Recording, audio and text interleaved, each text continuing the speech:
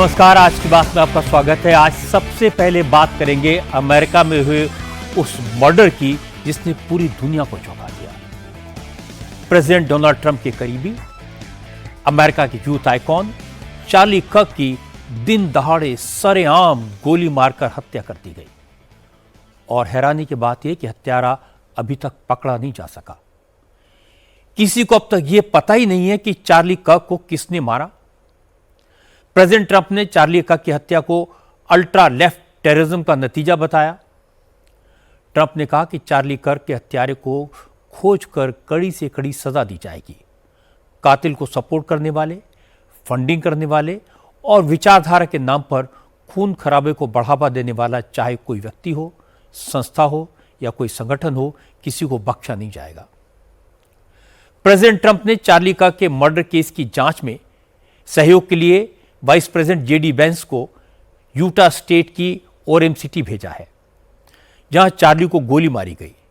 कुछ वीडियो सामने आए हैं जिसमें ब्लैक ड्रेस में एक शख्स छत पर बैठकर चार्ली की तरफ टारगेट सेट करता हुआ दिखाई दे रहा है। लेकिन यह शख्स कौन था, वारदात के बाद कहां गायब हो गया, यह किसी को नहीं मालूम। पुलिस ने फिलहाल सिर्फ इतना बताया कि चार्ली पर यूनिवर्सिटी कैंपस में छत से फायरिंग की गई। फायरिंग करने वाला शख्स गोली चलाने के बाद जंगल की तरफ भाग गया। उसकी राइफल, जूते और कुछ सामान बरामद हुआ है, लेकिन कातिल अभी तक पुलिस की पकड़ से दूर है। सवाल यह है, क्या अमेरिका में अपराधियों में कानून का कोई खौफ नहीं? क्या अमेरिका में वैचारिक विरोध अब जानलेवा हो गया है? अमेरिका में बात बात पर गोली क्यों चलती है? इन सारे सवालों पर चर्चा करेंगे, लेकिन सबसे पहले आपको उस वक्त की तस्वीरें दिखाता हूं जब सरेआम चार्ली कर्क को गोली मारी गई। चार्ली कर्क प्रेसिडेंट ट्रंप के भरोसेमंद सहयोगी थे। प्रेसिडेंशियल इलेक्शन में चार्ली कर्क ने ट्रंप के लिए जबरदस्त कैंपेन की थी और यूथ के बीच 31 साल के चार्ली की फैन फॉलोइंग जबरदस्त है। चार्ली कल ही विदेश दौरे से वापस लौटे थे। वो आजकल अमेरिका में the American comeback tour programme चला रहे थे। इसी प्रोग्राम के तहत चार्ली ओरम की यूटा वैली यूनिवर्सिटी पहुंचे थे। यूनिवर्सिटी के ओपन स्पेस में चार्ली नौजवानों से इंटरेक्शन कर रहे थे। उनके सामने हजारों स्टूडेंट थे। सुरक्षा का ज्यादा तामझाम नहीं था। स्टूडेंट्स तमाम सब्जेक्ट्स पर सवाल पूछ रहे थे और चार्ली बड़े आराम से जवाब दे रहे थे। सब कुछ बिल्कुल नॉर्मल था। इसी दौरान एक गोली चली। लोग कुछ समझ पाते इससे पहले कुर्सी पर बैठे चार्ली एक तरफ गिर गए। उनकी गर्दन से खून निकल रहा था। उनके आसपास खड़े लोगों को थोड़ी देर तो समझ ही नहीं आया कि क्या हुआ, लेकिन जैसे ही उन्होंने चार्ली की गर्दन से खून निकलते देखा, चार्ली को उठाने की कोशिश की, तब जाकर समझ आया कि चार्ली कर्क पर फायर किया गया है, उन्हें गोली मारी गई है। और इसके बाद चारों तरफ भगदड़ मच गई। अफरा तफरी का माहौल था। लोग जान बचाने के लिए इधर उधर भागने लगे। मौके पर मौजूद कुछ लोग चार्ली कर्क को लेकर हॉस्पिटल की तरफ भागे, लेकिन हॉस्पिटल पहुंचने से पहले ही उनकी मौत हो चुकी थी। मौके पर मौजूद आई विटनेस ने बताया कि हमलावर ने सिर्फ एक ही गोली चलाई, जो सीधे चार्ली को लगी। फायरिंग की वजह से लोग जान बचाने के लिए भागने लगे, इसलिए किसी को कुछ समझ ही नहीं आया। Charlie Kirk talks about gang violence, and right as he finished that, Charlie उस वक्त गैंग हिंसा पर बात कर रहे थे और जैसे ही उन्होंने अपनी बात खत्म की, एक गोली उनकी गर्दन में आकर लगी। मैं लगभग 50 फीट दूर पर था। मेरा ध्यान भीड़ के बीच रास्ता बनाकर चार्ली तक पहुंचने का था। मुझे इस बात का अंदाजा ही नहीं था कि क्या हो रहा है। मैंने एक पल के लिए चार्ली का सिर झुकते हुए देखा और फिर भीड़ ने मुझे पीछे धकेल दिया। वहां भगदड़ मच गई। कोई भाग रहा था, कोई फव्वारे में कूद रहा था। हर कोई अपनी जान बचाना चाहता था। लेकिन उस वक्त मुझे समझ आया कि ये टारगेटेड राजनीतिक हत्या है और इसीलिए मैंने वहीं रुकने का फैसला किया, क्योंकि उस पहली गोली लगने के बाद कोई और गोली नहीं चली। अमेरिका में प्रेसिडेंट ट्रंप के करीबी चार्ली कर्क की इस तरह से सरेआम हत्या कोई छोटी बात नहीं है। चार्ली कर्क प्रेसिडेंट ट्रंप के सलाहकार थे। ट्रंप उन्हें युवाओं के दिलों की धड़कन बताते थे। चार्ली ने टर्निंग पॉइंट यूएसए नाम की संस्था बनाई। इस संस्था के जरिए वो अमेरिकी नौजवानों के साथ लगातार डायलॉग करते थे। ट्विटर पर चार्ली कर्क के 53 लाख फॉलोअर्स हैं। चार्ली रेडियो पर द चार्ली कर्क शो नाम का एक प्रोग्राम करते थे। इस प्रोग्राम को सुनने के लिए 5 लाख से ज्यादा लोग हर बार आते थे। दुख की बात यह कि आज जब चार्ली कर्क को गोली मारी गई, उस वक्त चार्ली अमेरिका में मास शूटिंग और गन वायलेंस के कल्चर के विषय पर ही नौजवानों के सवालों के जवाब दे रहे थे। वहां मौजूद आई विटनेस ने कहा कि गोली उसके ठीक बगल से होकर निकली और अगले ही पल चार्ली को हिट कर दिया। चश्मदीद ने कहा कि उन्हें इस कार्यक्रम में आने से पहले ही खतरे का एहसास हो रहा था, क्योंकि वहां सिक्योरिटी का कोई इंतजाम नहीं था। I turned to look back, 'cause it sounded like the shot came from behind me and down into there. ऐसा लगा जैसे गोली मेरे पीछे से होकर गई then I हो। just saw a मैंने red पीछे circle मुड़कर drop, so I देखा dropped. तो सब लोग नीचे I wasn't झुकने too लगे। worried 'cause I couldn't मैं भी hear नीचे any झुक गई। gunshots, but you हालांकि never मैं know. ज्यादा परेशान And नहीं then I हुई just क्योंकि heard, दोबारा गोली की the आवाज crowd नहीं start आई yelling, और फिर "Run!" मैंने So we भीड़ just को all got up भागो and भागो चिल्लाते सुना। So I तो didn't हम सब see- भी I वहां didn't से see उठकर them निकल आए। apprehend मैंने the, किसी को शूटर को what they पकड़ते think हुए is नहीं a देखा। shooter. I जब didn't मंच see की them तरफ when I- देखा when वो I खाली looked हो back चुका up, था। looked back up the Charlie जा stage, चुके थे। when I got up, वहां पर ज्यादा Charlie was सुरक्षा already नहीं gone. थी। जब मैं वहां थी तो थोड़ी So घबराहट भी that's हो रही थी basically कि अगर what I यहाँ saw. कोई कुछ करने की There कोशिश wasn't करता any है तो उसे security कैसे रोका really. जाएगा, And that kind of और got me वैसा ही nervous हो when गया। I was there. I was thinking, Charlie कर्क की हत्या प्रेसिडेंट ट्रंप के लिए बहुत बड़ा सेटबैक है। उनका पर्सनल नुकसान है, पॉलिटिकल नुकसान है। चार्ली को गोली क्यों मारी गई, किसने मारी, इसको लेकर सस्पेंस बरकरार है। अब तक शूटर को पकड़ा नहीं जा सका है, लेकिन यूटा पुलिस और एफबीआई का कहना है कि वीडियो फुटेज में जो संदिग्ध दिखा है वो यूनिवर्सिटी का स्टूडेंट जैसा लग रहा है। हमलावर सीढ़ियों से छत पर गया, फायरिंग करने के बाद राइफल लेकर सीढ़ियों से उतरा और जंगल की तरफ भाग गया। सर्च ऑपरेशन के दौरान जंगल से फायरिंग में इस्तेमाल की गई high powered bolt action rifle और हत्यारे का कुछ सामान बरामद किया गया है। एफबीआई का दावा है कि राइफल और दूसरे सामान पर कुछ फिंगरप्रिंट्स मिले हैं, जिनके आधार पर हत्या की पहचान करने की कोशिश की जा रही है। This morning I can tell you that we have recovered what we मैं आपको believe बता is सकता the हूं कि weapon हमने वो हथियार बरामद कर लिया है जो हमें लगता है हत्या में इस्तेमाल हुआ। ये ये एक हाई बोल्ट एक्शन राइफल है। ये राइफल जंगल के इलाके से बरामद की गई है जहां से शूटर भागा था। अब एफबीआई की लैब इसकी जांच करेगी। जांच एजेंसी ने जूते भी इकट्ठा किए हैं, इनकी एनालिसिस की जा रही है। मौके से लिए गए पंजों और हथेलियों के निशान की भी एनालिसिस की जा रही है। palm print and forearm imprints. Utah के पब्लिक सेफ्टी डिपार्टमेंट के कमिश्नर ब्यू मेसन ने दावा किया कि शूटर की पहचान हो चुकी है। इन्वेस्टिगेशन एजेंसी के पास उसकी वीडियो फुटेज मौजूद है। मेसन ने कहा कि यह शख्स कॉलेज से जुड़ा हुआ है, उसकी उम्र कॉलेज के स्टूडेंट जैसी है। इसके बाद मेसन ने हत्या का सीक्वेंस ऑफ इवेंट बताया। उन्होंने कहा कि हमलावर सीढ़ियों के रास्ते छत तक पहुंचा। चार्ली कर्क की हत्या करने के बाद वो दूसरी बिल्डिंग की छत पर कूदकर जंगल के रास्ते फरार हो गया, लेकिन वो बच नहीं पाएगा, जल्दी ही पकड़ा जाएगा। We were able to track the movements of the shooter. हमने शूटर के मूवमेंट को ट्रैक कर लिया है। सुबह 11:52 पर वो कैंपस में पहुंचा और सबकी नजरों से बचता हुआ आगे बढ़ा।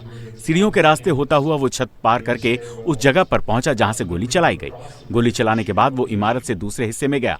वहां से उसने छलांग लगाई और कैंपस से निकलकर एक मोहल्ले में भाग गया। हमारी इन्वेस्टिगेशन टीम उन मोहल्लों की तलाशी ले रही है। वहां के डोरबेल कैमरों और गवाहों के जरिए उसकी तलाश की जा रही है। हम लोगों की मदद से हमलावर के सुराग तलाशने की कोशिश कर रहे हैं। हमलावर की तलाश के लिए तकनीक का सहारा लिया जा रहा है। हमारे पास इस शख्स की वीडियो फुटेज मौजूद है। अगर हम उसे तलाशने में नाकामयाब रहे तो फिर हम उसकी फुटेज मीडिया में जारी करेंगे ताकि उसे पकड़ा जा सके। If we are unsuccessful, Utah police और एफबीआई मिलकर चार्ली कर्क की हत्या की जांच कर रहे हैं। Vice president JD Vance Utah पहुंच गए हैं। यूटा के गवर्नर स्पेंसर कॉक्स ने कहा कि चार्ली की हत्या प्री प्लान्ड थी, टारगेटेड थी। यूटा वैली यूनिवर्सिटी मौजूद शूटर के निशाने पर सिर्फ चार्ली कर्क थे, इसीलिए कातिल ने टारगेट सेट करके सिर्फ एक गोली चलाई। कॉक्स ने कहा यह राजनीतिक हत्या थी। कर की हत्या करने वाला पकड़ा जरूर जाएगा और उसे कड़ी से कड़ी सजा भी मिलेगी। This is a dark day for our state. It's a tragedy. यह हमारे राज्य के लिए काला दिन है, यह हमारे राष्ट्र के लिए दुख भरा दिन है। मैं एक बात साफ साफ कहना चाहता हूं कि ये राजनीतिक हत्या है। जांच चल रही है, लेकिन मैं एक बात अभी साफ कर देना चाहता हूं कि जिसने भी ये किया है हम उसे ढूंढ लेंगे, उस पर मुकदमा चलाकर कड़ी से कड़ी सजा दिलाएंगे। मैं लोगों को यह भी याद दिलाना चाहता हूं कि यूटा में अभी भी मौत की सजा का प्रावधान है। जैसा मैंने आपको बताया कि चार्ली कर्क ने 18 साल की उम्र में टर्निंग पॉइंट यूएसए नाम की संस्था बनाई थी। वो इसके एग्जीक्यूटिव डायरेक्टर थे। ये एक स्टूडेंट ऑर्गेनाइजेशन है जिसका मकसद अमेरिकन यूथ के बीच कंजर्वेटिव और राइट विंग आइडियोलॉजी का प्रचार करना है। अमेरिका के 850 कॉलेजेस में उनके ऑर्गेनाइजेशन के चैप्टर्स हैं। चार्ली ने 2020 में दी मेगा डॉक्ट्रिन नाम की किताब लिखी थी जो बेस्ट सेलर साबित हुई थी। इस किताब में ट्रंप के make America great again campaign की वकालत की गई थी। चार्ली कर्क एक बेहतरीन ओरेटर थे, लेकिन अपने दक्षिणपंथी विचारों के लिए वो हमेशा लिबरल्स के निशाने पर रहे। कर्क के स्लेवरी, रंग भेद से लेकर अबॉर्शन और महिलाओं पर दिए गए बयान विवादों में रहे। चार्ली इजराइल को खुलकर सपोर्ट करते थे, लेफ्ट आइडियोलॉजी का खुलकर विरोध करते थे। इसीलिए अमेरिका में चार्ली कर्क के जितने सपोर्टर हैं उतने ही विरोधी भी थे। क्योंकि चार्ली कर्क प्रेसिडेंट ट्रंप के बेहद करीब थे, ट्रंप पर भी पिछले साल कैंपेन के दौरान बिल्कुल इसी तरह फायरिंग की गई थी और आपको याद होगा गोली डोनाल्ड ट्रंप के कान को छूती हुई निकल गई थी। आज जैसे ही चार्ली कर्क को गोली मारे जाने की खबर आई तो ट्रंप ने इस पर दुख और गुस्सा जाहिर किया। ट्रंप ने सोशल मीडिया पर सबसे पहले कर्क की मौत की खबर को कंफर्म किया। ट्रंप ने कहा कि चार्ली कर्क की हत्या दुखद है, पूरा देश शोक में है, रविवार तक अमेरिकी झंडा आधा झुका रहेगा। इसके बाद ट्रंप ने एक वीडियो मैसेज जारी किया जिसमें ट्रंप ने कहा कि चार्ली कर्क की हत्या के पीछे रेडिकल लेफ्टिस्ट लोग हैं। चार्ली कर्क कई साल से इनके टारगेट पर थे। ट्रंप ने कहा यह पॉलिटिकल मर्डर है और ये वही लोग हैं जिन्होंने उन पर भी हमला करवाया था। ट्रंप ने कहा कि वो कर्क के हत्यारे और उनकी हत्या की साजिश करने वालों को किसी कीमत पर नहीं छोड़ेंगे।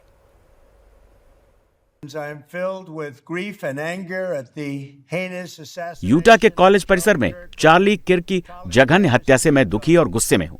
चार्ली ने लाखों लोगों को प्रेरित किया। जो लोग उन्हें जानते और प्यार करते हैं वो गम और डर के इस माहौल में एकजुट हैं। ये अमेरिका के लिए डार्क मोमेंट है। अमेरिकन मीडिया और लोगों के लिए इस सच का सामना करना होगा कि हिंसा और हत्या सालों से चली आ रही है, असहमति का दुखद नतीजा है। सालों से कट्टरपंथी वामपंथी लोग चार्ली जैसे अद्भुत अमेरिकन की तुलना नाजियों, दुनिया के सबसे बुरे मास मर्डर्स और अपराधियों से करते रहे हैं। हमारे देश में जो आतंकवाद दिख रहा है उसके लिए इस तरह की बयानबाजी सीधे तौर पर जिम्मेदार है और इसे तुरंत रोकना होगा। मेरा प्रशासन उन सभी लोगों को तलाश करेगा जो इस जुल्म और राजनीतिक हिंसा का हिस्सा हैं। इसमें वो संगठन भी शामिल हैं जो इसकी फंडिंग और सपोर्ट करते हैं, साथ ही वो लोग भी जो हमारे न्यायाधीशों, पुलिस अफसरों और देश में व्यवस्था लागू करने वाले लोगों के पीछे पड़े हैं। पिछले साल पेंसिल्वेनिया में मुझ पर हुए हमले से लेकर ICE एजेंट्स पर हमले, न्यूयॉर्क में हेल्थ केयर एग्जीक्यूटिव की हत्या, स्टीव स्कैलिस समेत 3 लोगों की हत्या तक कट्टरपंथी लेफ्ट समर्थकों की राजनीतिक हिंसा ने बहुत से निर्दोष लोगों को चोट पहुंचाई है, बहुत से लोगों की जान ली है। चार्ली अमेरिका का सबसे अच्छा इंसान था और उस पर हमला करने वाले राक्षस ने पूरे देश पर हमला किया। एक हत्यारा ने गोली से उसकी आवाज बंद करने की कोशिश की है, लेकिन वो नाकामयाब रहा, क्योंकि हम सब मिलकर ये तय करेंगे कि उनकी आवाज, उनका संदेश, उनकी विरासत आने वाली पीढ़ियों तक जीवित रहे। आज इस नृशंस हत्या ने चार्ली की आवाज को पहले से कहीं ज्यादा बड़ा कर दिया है और ये लोग उसके करीब भी नहीं पहुंच पाएंगे। ये दुख की बात है कि आज 9/11 है। पूरा अमेरिका उस खौफनाक आतंकवादी हमले में मारे गए लोगों को श्रद्धांजलि दे रहा है और आज के ही दिन चार्ली कर्क की हत्या हो गई। अब से थोड़ी देर पहले वर्जीनिया में 9/11 हमले को लेकर एक श्रद्धांजलि सभा हुई जिसमें प्रेसिडेंट ट्रंप ने कहा कि चार्ली का शरीर भले ही हमारे बीच न हो, लेकिन उनकी आवाज़, उनके विचार सदियों तक अमेरिका के लोगों के दिलों में रहेंगे। ट्रंप ने कहा उन्होंने चार्ली कर्क को प्रेसिडेंशियल मेडल ऑफ फ्रीडम ये सम्मान देने का फैसला किया है। The horror and grief so many Americans at the heinous मुझे लगता है कि चार्ली कर्क की जघन्य हत्या से कई अमेरिकन दुखी हैं, दहल गए हैं। चार्ली इस पीढ़ी का बहुत बड़ा आदमी था, आजादी की पैरोकारी करने वाला और लाखों लोगों के लिए प्रेरणा का स्रोत था। हमारी दुआएं उनकी पत्नी एरिक और उनके बच्चों के साथ है। वो बहुत अच्छे लोग हैं। हम उनकी कमी महसूस करेंगे, लेकिन मुझे कोई शक नहीं कि चार्ली की आवाज और ताकत उन्होंने अनगिनत लोगों को, खासकर युवाओं को दी है। वो जिंदा रहेगी। मुझे ये घोषणा करते हुए खुशी हो रही है कि मैं बहुत जल्द चार्ली कर्क को मरणोपरांत प्रेसिडेंशियल मेडल ऑफ फ्रीडम देने वाला हूँ। कार्यक्रम की तारीख का ऐलान जल्द ही किया जाएगा और मैं ये गारंटी देता हूँ कि इस कार्यक्रम में बहुत भीड़ आएगी। अमेरिका लिबरल सोसाइटी, लिबरल विचारों के लिए जाना जाता है। इसीलिए विचारधारा के नाम पर अमेरिका में किसी को इस तरह गोली मार दी जाए, ये सुनकर हैरानी होती है। इससे भी ज्यादा दुखद बात यह है कि आज जब चार्ली कर्क को गोली मारी गई तो यूटा यूनिवर्सिटी में कुछ लोग जश्न मनाते दिखाई दिए। सोशल मीडिया पर कुछ रेडिकल एक्सट्रीमिस्ट ये कहते सुनाई दिए कि अच्छा हुआ चार्ली को मार दिया गया, अगर उन्हें मौका मिलता तो वो खुद चार्ली को मार देते। एक अमेरिकन न्यूज चैनल के एंकर ने चार्ली की हत्या को अच्छी खबर बताया। ये सब बातें चेतावनी हैं। इन्हें देखकर दुख भी होता है और आश्चर्य भी। इस तरह के वीडियो इसका सबूत हैं कि अमेरिका में वैचारिक आधार पर नफरत किस हद तक बढ़ गई है। लोगों के दिलों में एक दूसरे के प्रति कितना जहर भरा है। इस घटना ने ट्रंप पर गोली चलाए जाने के इंसिडेंट की याद दिला दी। अमेरिका में लोग अपनी सिक्योरिटी को लेकर चिंतित हैं। गोली कहीं भी कभी भी चल सकती है। किसी को भी जान से मारना कितना आसान हो गया है। किसी के लिए भी गन हासिल करना कितना इजी है। चार्ली कर्क की हत्या इसका एग्जाम्पल है। अब सवाल पुलिस पर भी उठेंगे क्योंकि मारने वाला पकड़ा नहीं जा सका, कहीं गायब हो गया। ये सारी बातें प्रेसिडेंट ट्रंप को परेशान करने के लिए काफी हैं। अब बात करते हैं पड़ोसी देश नेपाल की। 2 दिन पहले तक नेपाल के नौजवान सरकार को हटाने के लिए आग लगा रहे थे। अब नेपाल में सरकार का नेतृत्व कौन करे, इस सवाल पर जेन जी के मूवमेंट से जुड़े लोग आपस में लड़ने लगे हैं। जेन जी का एक गुट चाहता है कि former chief justice Sushila Karki को अंतरिम सरकार के प्रमुख रूप में अपॉइंट किया जाए। दूसरा गुट बालेंद्र शाह के हाथ में देश की कमान देने के पक्ष में है। तीसरा गुट कुलमान घीसिंग को इंटरिम गवर्नमेंट के हेड बनाना चाहता है। क्योंकि किसी नाम पर आम सहमति नहीं बनी है, इसलिए झगड़ा शुरू हो गया। जो प्रदर्शनकारी कल तक एकजुट थे वो आज गुटों में बंट गए। परसों तक जो सरकारी बिल्डिंग पर हमला कर रहे थे अब एक दूसरे के सिर फोड़ने लगे।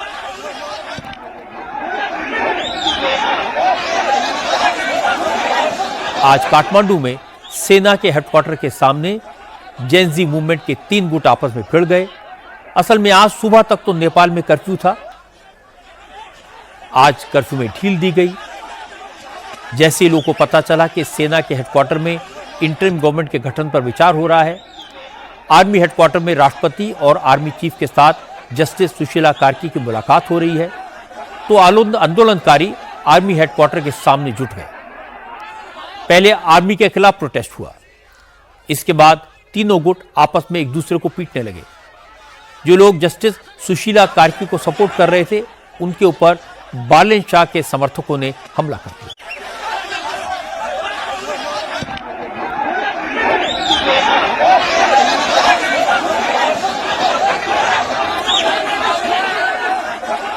लेकिन इंटरेस्टिंग बात यह है कि खुद बालेंद्र शाह ने जस्टिस सुशीला कार्की को अंतरिम सरकार बनाए जाने के लिए सपोर्ट किया है।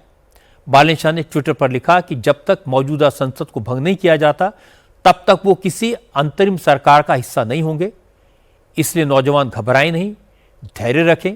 बालेंद्र शाह ने कहा कि अब देश को एक अंतरिम सरकार मिलने वाली है जो देश में नए चुनाव करवाएगी।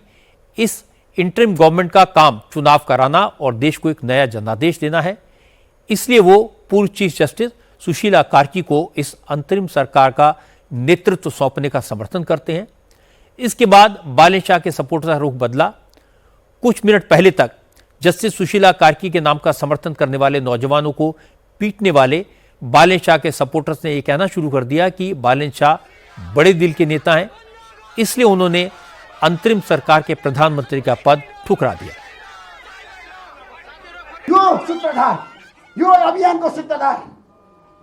इस आंदोलन का सूत्रधार, जेंजी आंदोलन का सूत्रधार, ये जो आंदोलन हुआ, इसे बालेन शाह का समर्थन हासिल था। बालेन शाह के समर्थन से ये आंदोलन इतना लोकप्रिय और सफल हुआ।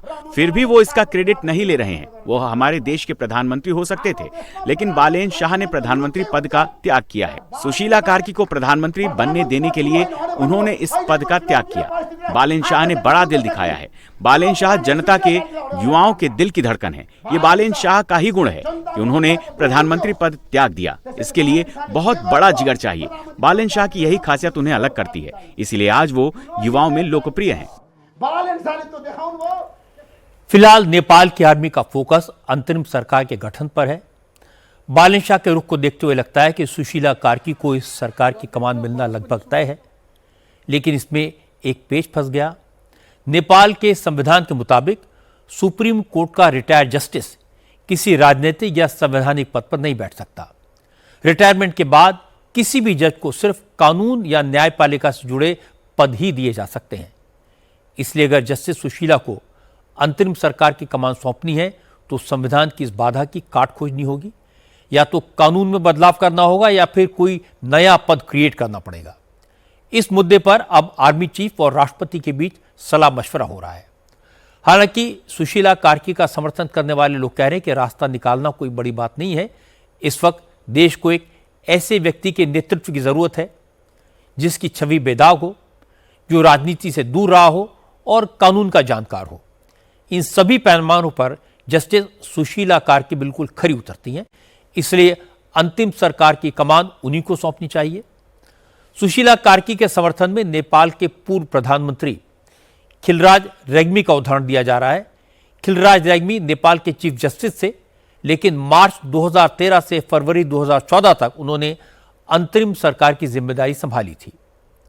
हालांकि उस वक्त भी संविधान के नियमों का उल्लंघन करने के लिए उनकी आलोचना की गई थी, लेकिन खिलराज रेग्मी ने सफलता से चुनाव करवाए, बाद में इस्तीफा दे दिया। सुशीला कार्की के समर्थक कह रहे हैं कि जब पहले ऐसा हो चुका है तो फिर दोबारा ऐसा क्यों नहीं हो सकता। Now we are trying to dissolve the parliament. That's our first thing we need to do. We are not trying to dissolve our constitution or void our constitution in any ways. Maybe there are certain changes that needs to be made in the constitution for now, but other than that, constitution will remain intact because constitution needs to be there. We need a interim government for now, for which we have proposed Sushila Karki, because she was the Chief Justice and she has always been fighting for the corruption, against the corruption. She is very positive towards it. So our thing is, our country is getting the first lady Prime Minister. That's a beautiful thing. That's the win situation for all of the females in the country, all of the women in the country. हम चाह रहे थे कि शांतिपूर्ण ही हो, but सरकार ने इसको क्रांति में बदला, हमें लगता है ऐसा है, और सरकार को पूरा रिस्पॉन्सिबिलिटी लेनी चाहिए इसको। हमने तो एक करप्शन के विरुद्ध आंदोलन शुरू किया था, और जो होना भी चाहिए, सब हर एक जगह के युवा को जागना चाहिए करप्शन के लिए। इधर नेपाल में 3% 4% लोग हैं जो सारा संपत्ति ले रखा है, और नेता तो सारे ही करप्ट है। हमारे साउथ एशिया में देख सकते हो आप, स्विस बैंक में हमारा 3रा नंबर पे नाम है, तो आप सोच सकते हो कि छोटा सा कंट्री का 3रा नंबर में स्विस बैंक में पैसा जमा हो रहा है, वो कहाँ से आ रहा है इतना पैसा। दमन सरकार ने किया हमारे ऊपर, और इतना जो अभी घटना देख रहे हो, इतना बड़ा डिजास्टर जैसे हुआ, वेस्ट, मतलब क्या बोले अब इसको, हम जो हम शब्द में बयान नहीं कर सकते इस चीज़ को। इतना लॉसेस हुए हैं, सारे गवर्नमेंट की जिम्मेवारी है और सारे गवर्नमेंट ने किया है। बड़ी बात यह भी है कि हम ही नेपाल नाम का एनजीओ चलाने वाले और इस जेन जी मूवमेंट को पर्दे के पीछे से सबसे ज्यादा हवा देने वाले सुदन गुरुंग ने भी जस्टिस सुशीला कार्की के नाम को सपोर्ट कर दिया है। अब जेन जी की प्रेस कॉन्फ्रेंस में सुदन गुरुंग भी मौजूद थे। गुरुंग बात करते करते रो पड़े। उन्होंने कहा उन्हें कोई पद मिले या न मिले, लेकिन वो भ्रष्टाचारियों के खिलाफ लड़ते रहेंगे और तब तक चुप नहीं बैठेंगे जब तक आंदोलनकारी युवाओं पर गोली चलाने वालों को सजा नहीं मिल जाती।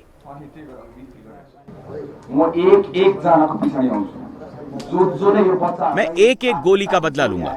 जिन्होंने छात्रों को गोली मारी, उनका सबका हिसाब होगा। जब तक सब पर एक्शन नहीं होगा, मैं चुप नहीं बैठूंगा। भ्रष्टाचारियों के घर से एक एक पाई वापस लाई जाएगी, किसी को नहीं छोड़ा जाएगा। हम दुनिया को दिखाएंगे कि नेपाल में परिवर्तन का मतलब क्या है। हम किसी को नहीं छोड़ेंगे। इस दौरान काठमांडू में 8 सितंबर को फायरिंग में मरने वालों की संख्या बढ़कर 34 हो गई है। 19 लोगों की मौत की खबर तो उसी दिन कंफर्म हो गई थी, लेकिन गंभीर रूप से घायलों में से 15 की इलाज के दौरान मौत हो गई। इस आंदोलन के दौरान 1300 से ज्यादा लोग घायल हुए हैं, जिनमें से 713 को इलाज के बाद डिस्चार्ज कर दिया गया है। बाकी का इलाज अभी चल रहा है। इस बीच नेपाल की पुलिस ने लोगों से अपील की है कि आंदोलन के दौरान जो हथियार, पुलिस की वर्दी और एडवांस इक्विपमेंट चोरी किए गए, लूटे गए, उन्हें वापस कर दिया जाए। पुलिस ने कहा जो लोग खुद ही सामान वापस करने आएंगे उनके खिलाफ कोई कार्रवाई नहीं की जाएगी, लेकिन अगर बाद में सर्च ऑपरेशन के दौरान किसी के पास से पुलिस के हथियार और इक्विपमेंट मिलते हैं तो फिर उनके खिलाफ लीगल एक्शन लिया जाएगा। नेपाल में जेन जी के ग्रुप्स के आपस में लड़ने की जो तस्वीरें आई वो अच्छा संकेत नहीं है। किसी भी सिस्टम को तोड़ना जितना आसान है, उसे बनाना उतना ही मुश्किल। नेपाल में अब आर्मी का कंट्रोल है। आर्मी ही इंटरिम सरकार बनाएगी। आर्मी ही एक तरह से अब नए चुनाव करवाएगी, पर चुनाव साल भर से पहले हो पाएंगे इसमें संदेह है। 48 घंटे की आगजनी में बेकाबू भीड़ ने लगभग हर सरकारी बिल्डिंग को चला दिया। पूरा सिस्टम तहस नहस कर दिया। पार्लियामेंट नहीं बची, न सेक्रेटरीट बचा। पुलिस डरी हुई है। अपराधी बड़ी तादाद में जेलों से बाहर आ चुके हैं। भीड़ ने भारी संख्या में हथियार लूटे हैं, जिसने खतरा और बढ़ा दिया है। इन सारी बातों से परेशान व्यापारी और नेपाल के दूसरे समृद्ध लोग, प्रतिष्ठित लोग देश छोड़कर भाग रहे हैं।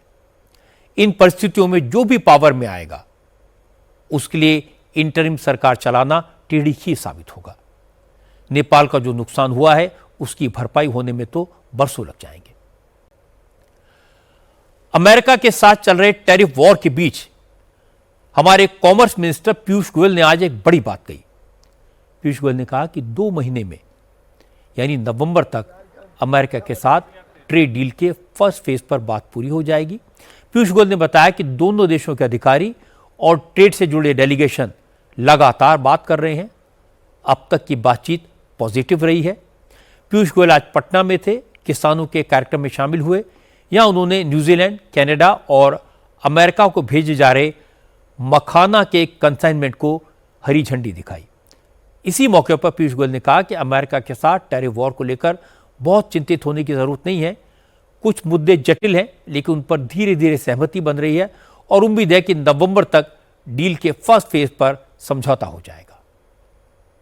मुझे लगता है कि फरवरी 2025 में माननीय प्रधानमंत्री नरेंद्र मोदी जी और राष्ट्रपति ट्रंप जी ने मिलकर हमें निर्देश दिया था कि दोनों पक्ष के मंत्री फॉल 2025 यानी नवंबर 2025 तक एक अच्छा करार करें। उस करार का पहला अंश, फर्स्ट ट्रैंच, नवंबर 2025 तक फाइनल करें और लगभग मार्च से इस विषय पर बड़ी गंभीरता से, बड़े अच्छे वातावरण में बातचीत चल रही है, प्रगति हो रही है और प्रगति से दोनों देश संतुष्ट हैं। वैसे प्रेसिडेंट ट्रंप के टैरिफ की वजह से भारत को एक फायदा तो हुआ है। भारत अब नए मार्केट की तलाश कर रहा है, एक्सप्लोर कर रहा है। अब तक टेक्सटाइल का सबसे ज़्यादा एक्सपोर्ट अमेरिका को होता है, लेकिन अब टेक्सटाइल इंडस्ट्री दूसरे देशों में सामान बेचने की तैयारी कर रही है। इस काम में सरकार भी गारमेंट एक्सपोर्टर्स के साथ है। टेक्सटाइल मिनिस्टर गिरिराज सिंह ने कहा कि गारमेंट का ग्लोबल मार्केट $800 अरब का है, लेकिन इसमें भारत की हिस्सेदारी सिर्फ $36 अरब की है। जाहिर है ग्रोथ का काफ़ी स्कोप है, इसलिए भारत अब नए मार्केट्स में सामान बेचेगा। 40 ऐसे देश हैं जिसको हम ग्रे मार्केट के रूप में लेते हैं, जिसका $600 बिलियन मार्केट साइज है। हमारे 15 ऐसे देश हैं जिसमें एफटीए है,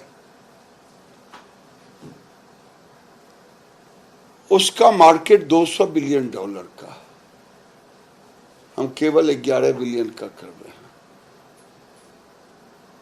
ये बात सही था कि हम कई दशक से अमेरिका के साथ काम कर रहे थे, आगे भी बात बनेगी तो काम करेंगे, लेकिन हम नए मार्केट भी ढूंढेंगे। जिस तरह से प्रेसिडेंट ट्रंप ने प्रधानमंत्री मोदी की तरफ दोस्ती का हाथ बढ़ाया और जिस तरह मोदी ने ट्रंप की पहल का जवाब दिया, उससे ये तो क्लियर है कि ट्रंप को ये समझ में आ गया कि ट्रेड डील पर बात आगे तेजी से बढ़ाने में ही फायदा है।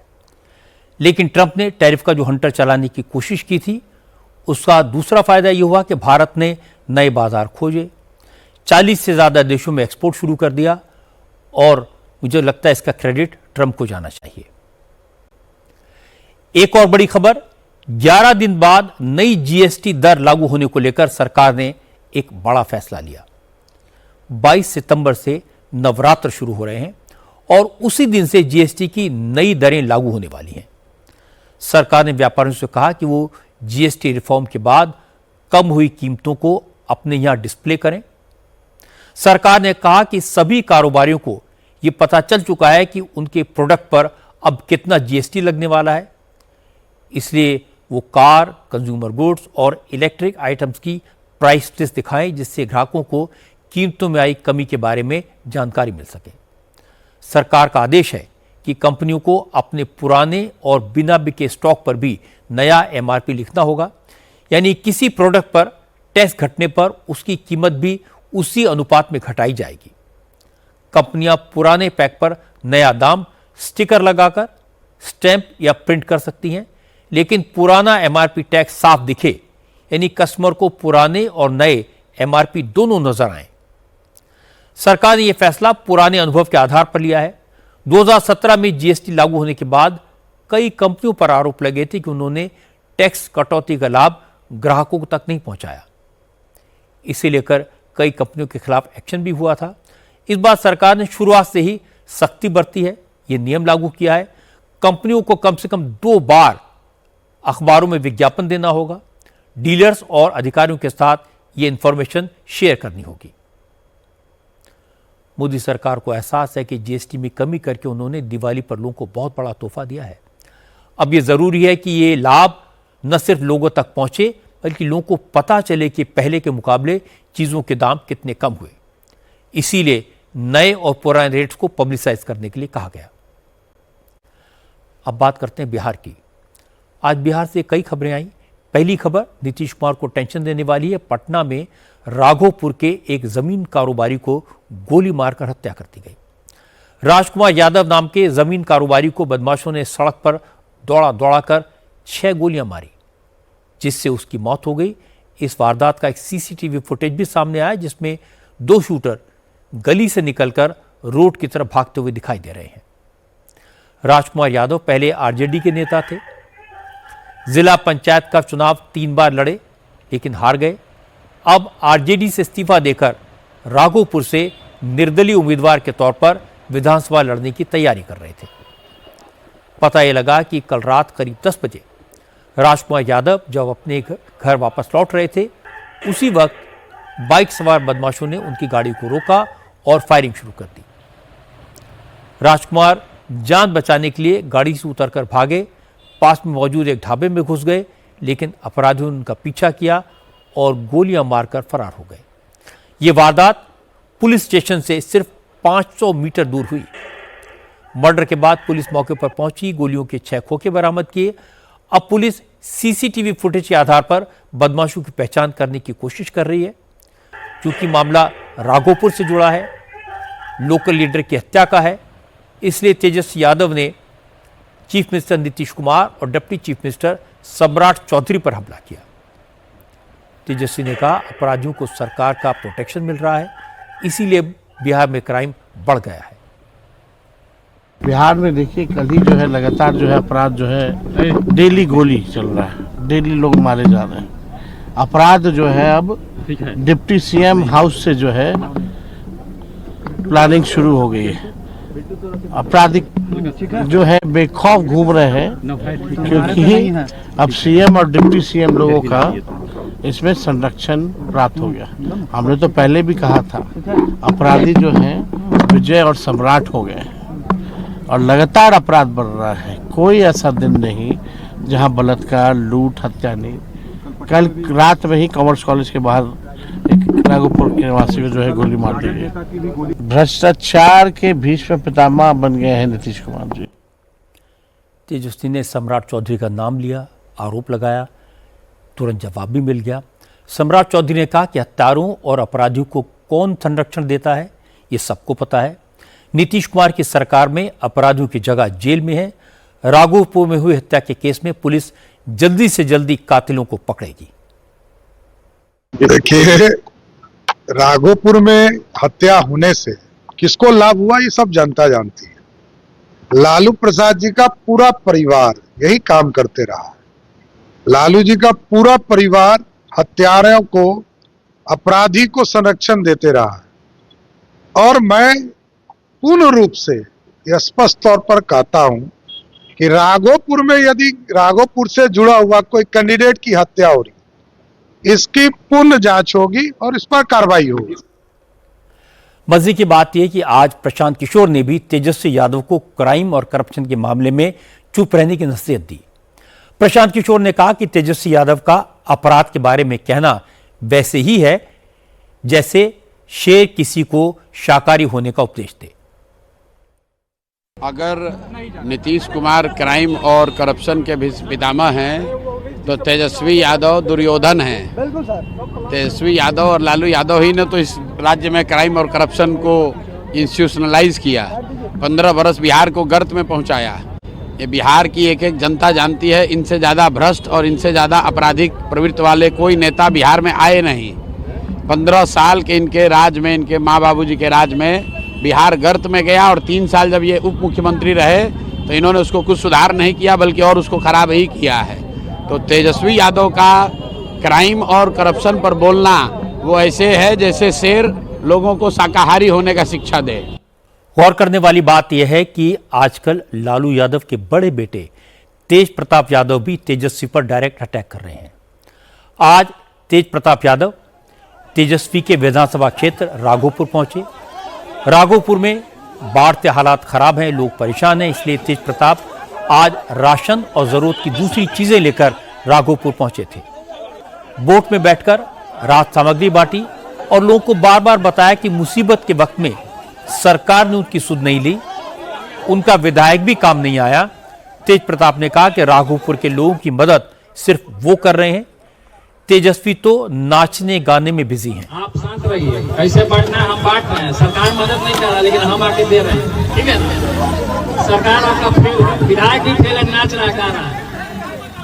आप शांत रहिए, कैसे बांटना है हम बांट रहे हैं, सरकार मदद नहीं कर रहा लेकिन हम आके दे रहे हैं, ठीक है। सरकार आपका फेल। इसके बाद तेज प्रताप ने ट्विटर पर भी लिखा कि राघोपुर विधानसभा के ज्यादातर गांव पानी में डूबे हैं, लेकिन यहां के सांसद और विधायक गायब हैं, कोई बाढ़ पीड़ितों की मदद नहीं कर रहा। हालांकि राहत सामग्री बांटने के बाद जब तेज प्रताप कैमरे के सामने आए तो उन्होंने थोड़ा संभल कर बात की। तेज प्रताप ने कहा कि राघोपुर के जो हालात हैं उसे देखकर कोई भी कह सकता है कि सरकार लोगों को राहत पहुंचाने में फेल हो गई, लेकिन उनसे जब तेजस्वी को लेकर सवाल किया गया तो उन्होंने सिर्फ इतना कहा, तेजस्वी यहाँ के विधायक हैं, उन्हें यहाँ कर लोगों से मिलना चाहिए, लोगों की मदद करनी चाहिए। राघोपुर इधर बुद्धपुर में जो बाढ़ प्रभावित क्षेत्र है शुरू से रहा है और सरकार की तरफ से या आपदा विभाग की तरफ से कोई मदद नहीं किया इन लोग के लिए, पीड़ितों लोग के लिए। तो हमने अपने तरफ से राशन और दवा का सब व्यवस्था किया, सब लोग को हमने दिया और आगे भी दिया, सब लोग बंटवाए हम अपने तरफ से। तो बाढ़ का निरीक्षण करने आए थे और सरकार इस सब चीज़ में फेल हो गया आपदा में। तो सरकार को इसमें कम से कम खुल करके इसमें मदद करना चाहिए, लेकिन सरकार इसमें मदद नहीं कर रही। तो हम अपनी टीम तेज प्रताप के माध्यम से हम यहाँ पे आए और लोगों को जो मुहैया कराना होता है, जो जितना भी मन पड़ा हम करने का काम, क्योंकि ये सरकार का काम है। और सरकार हाथ पे हाथ धर करके बैठी हुई है। बड़े भाई के नाते कुछ सुझाव देना चाहेंगे तेजस्वी यादव जी को बाढ़ क्षेत्र में आने के? नहीं, सुझाव उनको अनुभवी हैं और उनको खुद आना चाहिए, विधायक है यहाँ। तेजस्वी की मुश्किल प्रशांत किशोर भी लगातार बढ़ा रहे हैं। लालू यादव को मुस्लिम यादव समीकरण पर काफी भरोसा है, लेकिन प्रशांत किशोर बिहार के मुसलमानों को बता रहे हैं कि लालू का फॉर्मूला क्लियर है, मुसलमानों से वोट लो और यादवों को सत्ता में भागीदारी दो। प्रशांत किशोर ने कहा कि बिहार में अगर MY समीकरण होता तो आबादी के हिसाब से कम 40 मुस्लिम विधायक होते। MY समीकरण अगर होता तो 40 मुसलमान विधायक होते। आप मुझे बताइए बिहार से कितने मुस्लिम MP जीत कर गए हैं? समीकरण में तो रोज कैमरे पर कहता हूं, समीकरण MY नहीं है, YM है। जहां Y समाज के लोग खड़े होते हैं वहां मुसलमान उनको वोट देता है डर के मारे। जहां मुसलमान खड़ा होता है वहां Y समाज के लोग या फॉर दैट मैटर कोई भी उनके साथ जो रहेगा वो वोट नहीं देता है। आधा लोग हिंदू बनकर वोट देता है भाजपा को। यही बात बताई जा रही है इजलास में भी। मैं वही कह रहा हूं कि ये MY PY ZY का समीकरण छोड़िए, विचारधारा आधारित समीकरण बनाइए। जिस समय प्रशांत किशोर पब्लिक को MY और YM समीकरणों की असलियत समझा रहे थे, उसी वक्त पटना में लालू यादव के घर के बाहर मुसलमानों को सम्मान देने की मांग की जा रही थी। हुआ यह कि असदुद्दीन ओवैसी और बिहार में AIMIM के प्रदेश अध्यक्ष अख्तरुल ईमान तेजस्वी को चिट्ठी लिखकर महागठबंधन में शामिल करने की मांग कर चुके हैं, लेकिन तेजस्वी की तरफ से अब तक कोई जवाब नहीं मिला। इसीलिए आज अख्तरुल ईमान ने अपनी पार्टी के कार्यकर्ताओं के साथ ढोल नगाड़े लेकर लालू यादव घर के बाहर प्रदर्शन किया। ढोल नगाड़े बजे, नारे लगे, लालू तेजस्वी के कानों को खोल, तेरे दरवाजे पर बजा रहे हैं ढोल। गठबंधन के लिए अपना दरवाजा खोल, वरना खुल जाएगी मुस्लिम यादव समीकरण की पोल। अख्तरुल ईमान ने कहा कि AIMIM के ऑफर को ठुकराना तो यह बताता है कि लालू और तेजस्वी नहीं चाहते कि मुस्लिम लीडरशिप डेवलप हो। इसलिए अगर AIMIM आने वाले असेंबली इलेक्शन में अकेले चुनाव लड़ती है और सेक्युलर वोटों का बिखराव होता है, तो इसके लिए पूरी तरह लालू और तेजस्वी जिम्मेदार होंगे। अख्तरुल ईमान ने कहा कि उनका काम एक बार फिर से याद दिलाना था, जो उन्होंने कर दिया। अब आगे का फैसला तेजस्वी को करना है।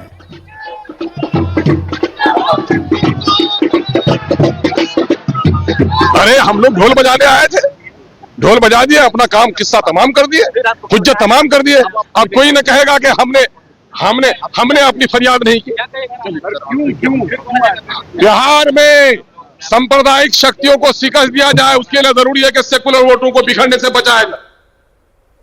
बिहार में इस बार का इलेक्शन इंटरेस्टिंग होगा। अब तक तेजस्वी को लग रहा था कि उनका मुकाबला JDU और BJP से है, लेकिन प्रशांत किशोर पूरी ताकत से लगे हैं। घर का झगड़ा भी सड़क पर आ गया है। तेज प्रताप यादव तेजस्वी के खिलाफ मोर्चा खोल चुके हैं। ओवैसी माहौल बनाने की कोशिश में है, मुसलमानों के वोटों के सेंध लगाने की कोशिश कर रहे हैं, और इन सब का मुकाबला करना तेजस्वी के लिए बड़ा चैलेंज होगा। जम्मू कश्मीर में भी आज जबरदस्त सियासी ड्रामा हुआ। आम आदमी पार्टी के विधायक महराज मलिक की गिरफ्तारी के खिलाफ संजय सिंह आज श्रीनगर में प्रदर्शन करना चाहते थे, लेकिन Sanjay Singh state guest house से बाहर निकलते इससे पहले ही पुलिस ने गेस्ट हाउस का गेट बंद कर दिया। इसके बाद संजय सिंह और उनके साथी भड़क गए। उन्होंने पुलिस के खिलाफ नारेबाजी शुरू कर दी। हमारी प्रेस कॉन्फ्रेंस है प्रेस क्लब में, आप खोलिए, जरा खोलना है भाई। संजय सिंह ने पूरा वीडियो बनाकर सोशल मीडिया पर पोस्ट किया। अरविंद केजरीवाल ने संजय सिंह के वीडियो को रीपोस्ट करके दावा किया कि संजय सिंह को हाउस अरेस्ट कर लिया गया है। जैसे ये खबर आई, फारूक अब्दुल्ला गेस्ट हाउस पहुंचे, लेकिन गेस्ट हाउस का दरवाजा उनके लिए भी नहीं खुला। इसके बाद संजय सिंह दरवाजे के ऊपर चढ़ गए।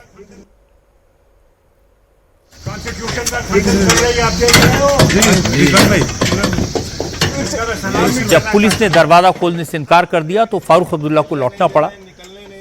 फारूक अब्दुल्ला ने कहा कि लेफ्टिनेंट गवर्नर लोगों के संवैधानिक अधिकारों को दबाने की कोशिश कर रहे हैं, ये ठीक नहीं है। अगर लोगों की आवाज दबाई जाएगी तो कश्मीर का हाल भी नेपाल जैसा हो जाएगा। कई बार के आप मुख्यमंत्री आपको अंदर नहीं आने दे रहे, मिलने नहीं दे रहे। लेफ्टिनेंट गवर्नर मालिक एंड पुलिस वालों, ये बहुत गलत है। एक डेमोक्रेसी है, यहां हक है, प्रोटेस्ट हक है। It's the right given by the constitution of India. जितना आप इन चीजों को बंद करेंगे उतना तूफान आप अपने लिए खड़ा कर रहे हैं। अफसोस इस बात का है, ये यूटी है और सारे पावर्स जो हैं इसके लेफ्टिनेंट गवर्नर के पास है। वो इनका इख्तियारात गलत तरीके से इस्तेमाल कर रहा है। ये ऑटोक्रेटिक रूल नहीं है। कॉन्स्टिट्यूशन की हिफाजत लेफ्टिनेंट गवर्नर को भी करनी है, और अगर उसकी हिफाजत नहीं करता है तो मुझे अफसोस से कहना पड़ता है उनको डरना चाहिए जो नेपाल में हो रहा है। इनसे गुजारिश करता हूं इसके पहले कि हमारे वतन में भी ऐसी आग लगे, कॉन्स्टिट्यूशन का ख्याल रखे। कोई यहां पत्थर नहीं मार रहा है, बात करना चाहते हैं और बात करने से हमें आप रोक रहे हैं, तो ये क्या बात है? मुझे लगता है कि फारूक अब्दुल्ला को रोककर पुलिस ने ज्यादती की।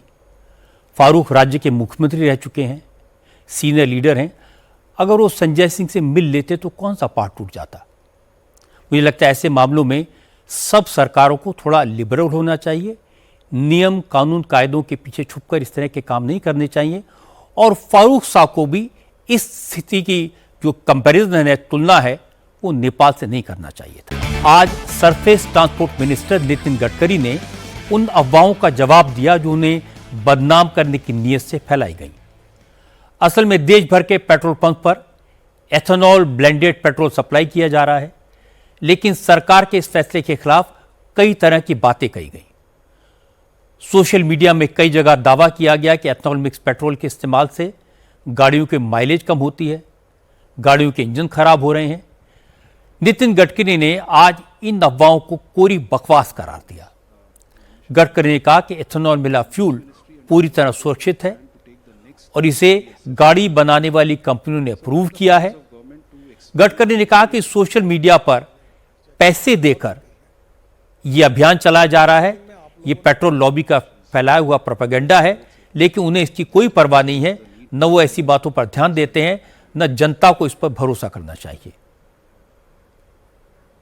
E20 प्रोग्राम के बारे में concerning automobile manufacturing company ARAI और सभी सीएम सब ने मिलकर उनके जो फाइंडिंग्स थे इसके बारे में पूरी तरह क्लैरिटी दी है।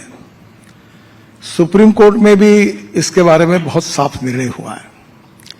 अब जैसे आपकी इंडस्ट्री है वैसे हमारा पॉलिटिक्स भी है, तो ये सोशल मीडिया का जो कैंपेन था वो पेड कैंपेन था, वो अगेंस्ट इथेनॉल था और पॉलिटिकली टारगेट मुझे करने के लिए था।